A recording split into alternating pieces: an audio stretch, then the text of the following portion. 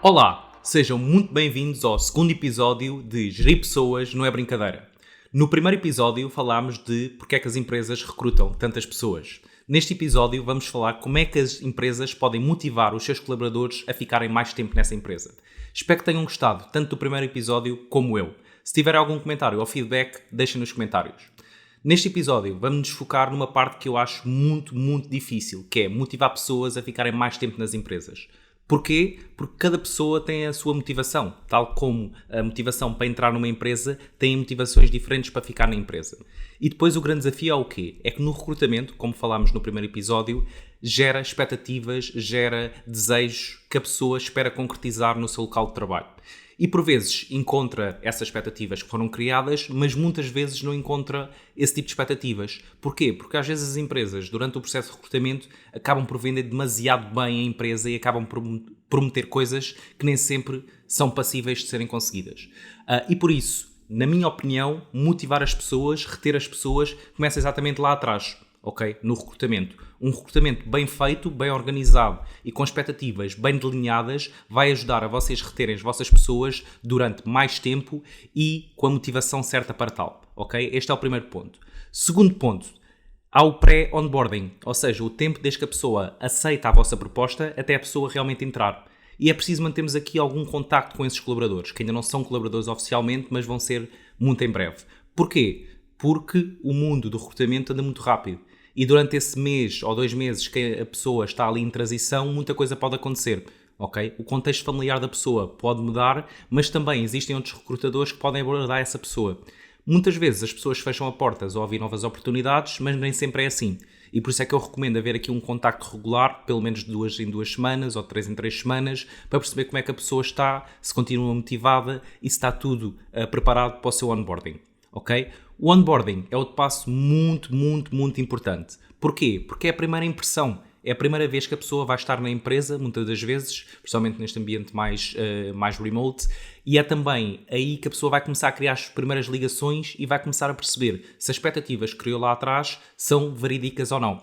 E, portanto, um bom processo de onboarding é fundamental para retermos pessoas motivadas nas nossas empresas. O que é importante no onboarding? A pessoa perceber, primeiro, da cultura da empresa, depois perceber do produto ou dos serviços que a empresa está a vender e terceiro, conhecer o maior número de pessoas dentro da organização. Okay? As pessoas vão criar laços, vão criar amizades e é aqui no onboarding que muitas vezes esses laços começam a ser criados. Por isso, a empresa deve ter um onboarding estruturado.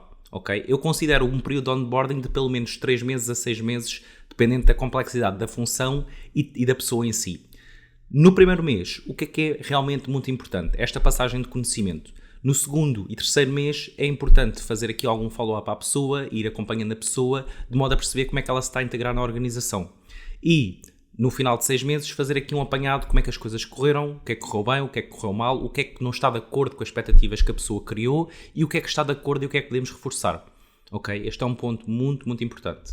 É no onboarding que os colaboradores começam a sua nova aventura, a sua nova fase de vida. E, portanto, é fundamental que as empresas façam um acompanhamento próximo. Isto é responsabilidade não só dos recursos humanos da empresa, mas também das FIAs e das próprias equipas. Okay? Estes 3 elementos, equipa, manager e recursos humanos, devem estar bem alinhados no que é que acontece no onboarding.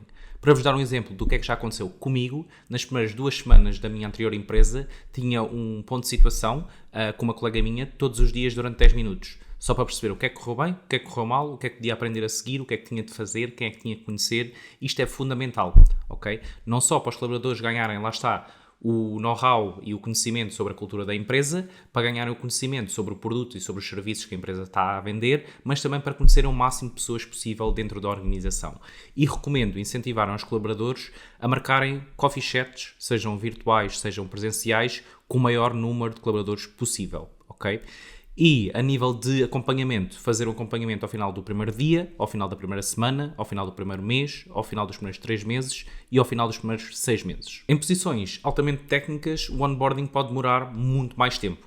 Okay? Às vezes pode demorar 6 meses, às vezes até pode demorar 1 ano para os colaboradores serem altamente produtivos e criarem o máximo de valor possível à organização.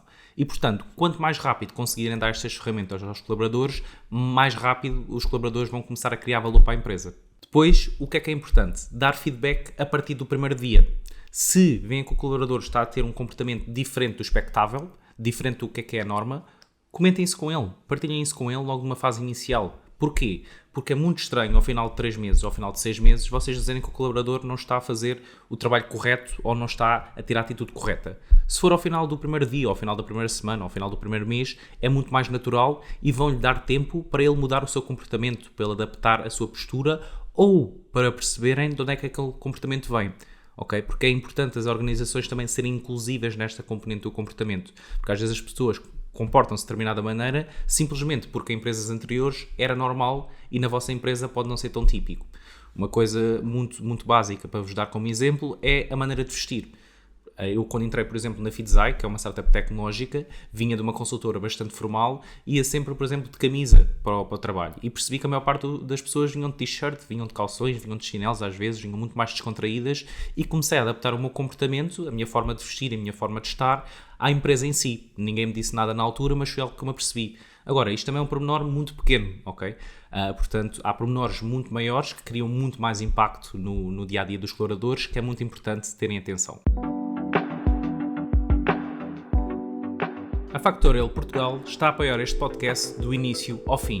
Portanto, se estás numa organização de elevado crescimento que se preocupa realmente com as pessoas e precisa de implementar novos sistemas de recursos humanos, visita hoje factorial.hr.pt e descobre as melhores soluções para o teu negócio. Agora, vou-vos expor pontos fundamentais que têm sempre que acontecer de modo a reterem os colaboradores e a motivar os colaboradores por mais tempo, ok? Sem estes pontos, acho muito difícil vocês reterem colaboradores por mais do que um ano, porque muito facilmente vão ser abordados por outras empresas. Primeiro, terem one-on-ones, ou seja, reuniões regulares com o manager. É muito importante o manager ter one-on-ones pelo menos de 2 em 2 semanas. Na empresa onde eu estou atualmente, fazemos one-on-ones todas as semanas, de 1 hora nos primeiros 3 meses e depois passamos para 2 em 2 semanas 1 hora ou todas as semanas meia hora. Okay? Depende aqui um bocadinho da situação e também do que é que está a acontecer. Okay? Pode haver alturas onde é preciso fazer one-on-ones 2 vezes por semana, caso o colaborador esteja numa fase de maior desenvolvimento e onde seja preciso dar mais feedback. Segundo, dar espaço às pessoas para trazerem novas ideias. Okay? E aqui não é só as pessoas exporem as suas ideias e ouvirem as ideias das pessoas, é também ajudarem as pessoas a implementar essas ideias. Porque toda a gente está sempre disponível para ouvir novas ideias, vamos inovar, vamos fazer diferente, mas depois a parte difícil é a execução. Okay? É ajudarmos os nossos colaboradores a implementar essas ideias. E vocês, enquanto chefias, enquanto recursos humanos, são responsáveis exatamente por ajudar que estas ideias sejam implementadas. E, quando as ideias não fazem sentido ou não são prioridade, devem expor isso ao colaborador e mostrar-lhe que, no roadmap, no futuro da empresa, esta ideia ainda não faz sentido por determinada razão e serem transparentes em relação a isso. É muito melhor do que dizerem sim, faz muito sentido e depois não ajudarem o colaborador a implementar a ideia e ele depois vai estar a focar-se numa coisa que não se vai tornar realidade e lá está, vai criar uma expectativa errada, porque depois não vai ter o apoio da empresa para expor essa ideia e vai criar uma desmotivação no colaborador e a pessoa mais tarde ou mais cedo vai acabar por sair porque não viu a sua ideia ser implementada. Depois, dar mérito. Dar mérito é super fundamental, ok? Sempre que a pessoa faz algo que realmente se destaque, faz algo que realmente fez sentido para o negócio e fez sentido para a equipa, exponham isso. Hoje em dia têm ferramentas de trabalho de equipa, como por exemplo o chat, o Slack, etc. E é muito importante dar esse reconhecimento ao colaborador e mostrar que o colaborador é reconhecido tanto pela sua chefia, como pelas equipas, como pelos recursos humanos. Sempre que faz algo realmente diferenciador, acho muito importante dar mérito. Como já disse, dar feedback é fundamental, mas pedir feedback é ainda mais importante. E vocês, como managers, como recursos humanos, também devem pedir feedback aos vossos colaboradores para perceber o que é que está a correr bem, o que é que está a correr mal e o que é que podem mudar exatamente para incentivar o colaborador a ficar mais tempo na vossa empresa enquanto está motivado. E isto aqui é um segue interessante que é, vocês podem até reter as pessoas, mas se elas não estiverem motivadas no vosso negócio, se não estiverem engaged com a cultura da empresa, é melhor até perderem a pessoa e que a pessoa saia do que terem um colaborador desmotivado dentro da empresa, porque esse colaborador, no fundo, não vai produzir tanto e até vai ajudar a desmotivar outras pessoas e vai criar aqui uma bola de neve e aqui um problema. E como é que vamos resolver este problema? pedindo feedback, dando mérito, dando feedback também à pessoa. Depois, um dos pontos que eu considero mais fundamentais é criarmos oportunidades de crescimento para as pessoas. As pessoas querem evoluir na sua carreira, querem ganhar novas responsabilidades e muito facilmente caem na rotina e ficam desmotivadas por estarem a fazer sempre a mesma coisa. E portanto é fundamental vocês, enquanto recursos humanos e enquanto managers, criarem novas oportunidades dentro da empresa para as vossas pessoas. E aqui novas oportunidades podem ser novos roles, novas posições dentro da empresa, ou podem ser novas responsabilidades dentro da equipa onde essas pessoas já estão. Okay? O negócio vai crescendo e, portanto, há sempre novas coisas a fazer e é importante vocês conseguirem pedir às pessoas que estão a trabalhar já com vocês para assumir algumas novas responsabilidades e não irem sempre lá atrás recrutar, porque vão formar pessoas muito mais motivadas e muito mais engaged com o negócio se forem elas a liderarem certos tipos de iniciativa. E se pedirem lá atrás ideias e essas ideias resultarem e tiverem, digamos, um match com o negócio, convidem essas pessoas para abraçar esses novos papéis, essas novas posições dentro da empresa, porque vão ver que vão causar muito mais impacto, porque vai ser o bebé delas e vão conseguir, no fundo, criar muito mais valor para a empresa muito mais rapidamente. Se isto é fácil, não. Mas com chefias especializadas, com chefias com experiência, vão realmente conseguir levar as pessoas por este caminho e é muito importante as pessoas verem que têm oportunidades de crescimento dentro da empresa. Outro ponto, pouco comum, mas que eu considero fundamental, é aumentarem as pessoas sem as pessoas pedirem. Porquê? O que é que acontece muitas das vezes, e eu ouço imensas histórias sobre isto, que é, as pessoas não estão muito satisfeitas com o seu salário, o projeto até está a correr bem, mas recebem uma proposta mais alta. E vão à chefia ou vão aos recursos humanos e dizem que receberam uma proposta mais alta e existem muitas empresas que acabam por aumentar as pessoas nesse sentido, de modo a reter as pessoas.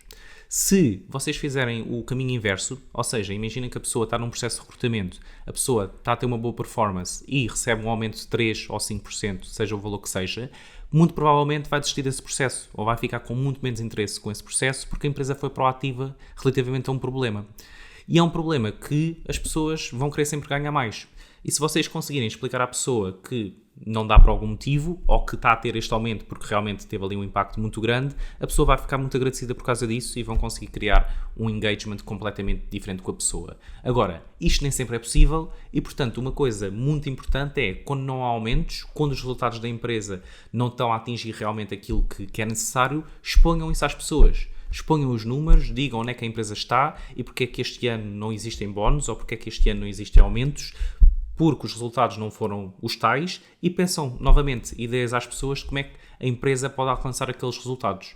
Eu trabalho numa empresa onde todos os meses punhamos os resultados financeiros da empresa e todos os colaboradores sabiam quão bem financeiramente estava a empresa ou quão mal financeiramente estava a empresa. E isto era muito mais fácil para, quando as coisas não estavam bem, as pessoas perceberem o porquê e não pedirem aumentos de uma forma injustificada. Falando só aqui de 3 motivos pelas quais as pessoas saem, ok? Isto são 99% dos motivos, obviamente que existem outliers, mas as pessoas normalmente só saem das organizações por 3 grandes motivos.